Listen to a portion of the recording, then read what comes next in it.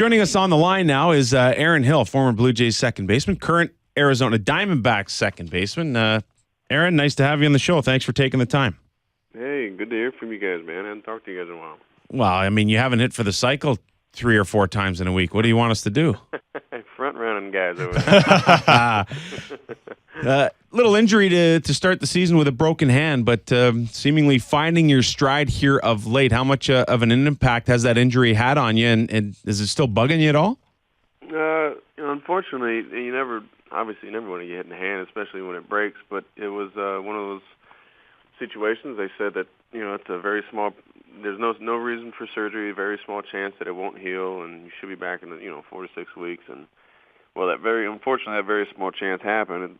Bone never healed, so we had to, after 8 weeks, they said, well, it's either surgery or, go play with it and see what you can tolerate. So at that time, it was, fibers formed or whatever the body does other than bone, and it was strong enough as long as I do my exercises and get going. And when it's cold, sometimes I feel it, but other than that, it's fine. So it's just nice to be playing again because it was out. We were out quite a long time.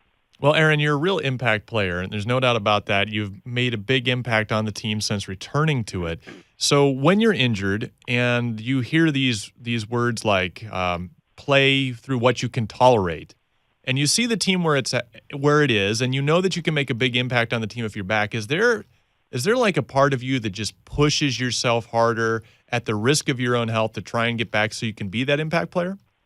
Well, I think everybody has that in them, but there's a thin red line because, my whole thing was like, okay, the bone was completely broke, so what am I going to do, break it more, No big deal. But I think when you're dealing with other things like leg injuries or nagging, little grade 1 tears or whatever they may be, there's definitely a situation like where, doctors look at it and everybody gathers all the information and decides whether or not that if you go hard, this may tear all the way or whatever the injury may be. And, it's hard for a player to understand that because, it's go. I got a job to do. I want to help the team. And we all believe that, we're at this level for a reason that we can make an impact and manufacture runs in any way possible. And it is tough. It's never fun sitting on the sidelines and watching because you always feel like you can help spark something or do whatever to help the team win. Do you ever feel guilty? Like when you get hurt, like it's your fault. I got hurt. What was wrong with me? It's horrible being on the DL. Any guy that says it that's been on the DL, even if it's just a 15-day, I mean, you try to stay out everyone's way. You feel like that beaten dog, You just kind of walk around with your head down. And like, man, I'm worthless right now. I'm going to go in the corner and do my rehab, and then I'll see you guys later. Aaron Hill, Arizona Diamondbacks second baseman, joins us here on Baseball Central. Kirk Gibson is a guy that played during the era when I spent a lot of time in a big league clubhouse. It was a polarizing figure. Of course, everyone remembers him for that limping home run in 1988. What's he like as a manager? Well, he's still limping around, but I mean, no, he's great, man. He's been solid. He's obviously with a great career. He's got a lot of respect, and for the guys, he's a powerful figure. And for the guys around the clubhouse, they go to him. I mean, we're fortunate with a lot of the guys and a lot of our coaches. I mean, we have an all-star coaches staff. I think it's one of the few teams that you go on the road and there's autograph seekers that are asking for all the coaches' autographs and none of the players. But these guys they're solid, man. I mean, they're always open to talking about situations and talking about what their approach or whatever. So it's always fun talking baseball. It's a very baseball atmosphere and very much a baseball atmosphere, and it's just fun to come to the ballpark every day. Aaron, we've got a youngster here in Toronto that just hit the second base position. He just got called up. Ryan Goins, you may have seen him out there on the field pretending to play as good as you. What's the major difficulty of coming up playing second base? You're a young guy. Can you walk me through that process? Kind of similar guys because you started as a shortstop too, if I'm not mistaken. Right. Yeah. Right. Yeah, I was shortstop and then third, and then kind of weaseled my way over to second, and that's been there ever since. But I think for young guys coming up, the main thing obviously is keep staying confident. You're going to get your shot, but is finding a routine. I mean, finding a routine that works for you. You don't have to take the same amount of ground balls as whoever else is at short or whatever it is, and you don't have to take as many swings. You got to find what works for you personally to get ready for that game, and whatever's going to get you in the right mindset, to be knowing that you did everything that you're ready for the game. And then when the game happens, just let it happen. Go play. Like you're in the backyard playing. Obviously, either easier said than done, but I think the more our mind gets in the way so much when you're out in the field, if you're thinking about doing certain things, that creates stress and hard muscle movements, and it just doesn't let you be free and do what you're capable of doing. Aaron Hill, the second baseman for the Arizona Diamondbacks and former second baseman for the Toronto Blue Jays, joins us on the line.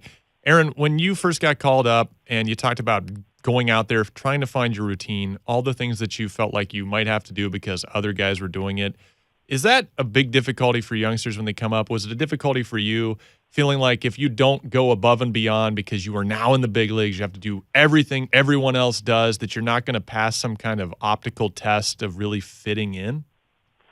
I remember thinking more like that my second year, but my first year I remember just being on cloud nine the whole year, just thinking, man, this is unbelievable. Like, I'm having a blast.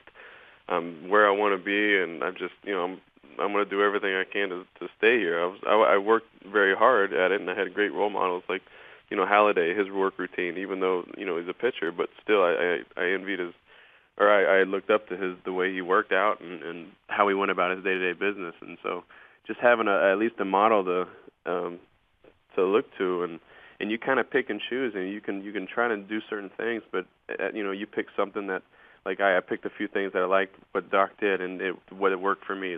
Obviously not everything's going to work for me, but that's what I think guys got to find out. You just got to find little things from everybody, kind of that be a sponge model type of thing, and just pay attention to your body and how things work. You get the chance to play beside one of the top prospects in baseball every day, and Didi Gregorius. What's the ceiling for this guy? He's been unbelievable, very impressive, surprising too. I mean, I didn't get to see him in spring because he had an injury where I didn't get to see him perform day to day. But I tell you what, since he's been back, he's been very impressive defensively and doing a lot at the plate that I think everyone didn't think that he was capable of doing. So he's just been surprising everybody in a positive way. And I tell you, he's got one of the best arms in the big leagues, and how poised and calm he is in big situations on defense is very impressive for a young guy. And he's a happy guy. He loves playing. He's got a smile on his face the whole time. He works hard. So, I mean, you can't ask anything else for a young guy coming up. Aaron, you might not know this, but the Blue Jays, they are trying to sneak into the race for one of the worst teams in baseball this year. And if they get there, they get a chance to sign a big-name free agent and not give up one of their nice draft picks that's protected compensation rules and whatever.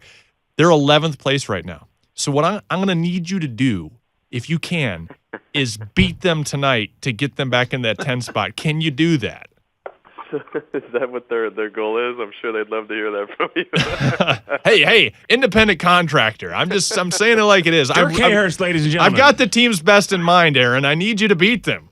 Right. All right. Well, I mean, we've lost the last two, so I guess it's about time to. You're due. Hey, listen, it's great getting caught up with you. Continued success with the Arizona Diamondbacks, and thanks for taking the time to join us. All right, Dirk, Sam, thanks for it. Appreciate it.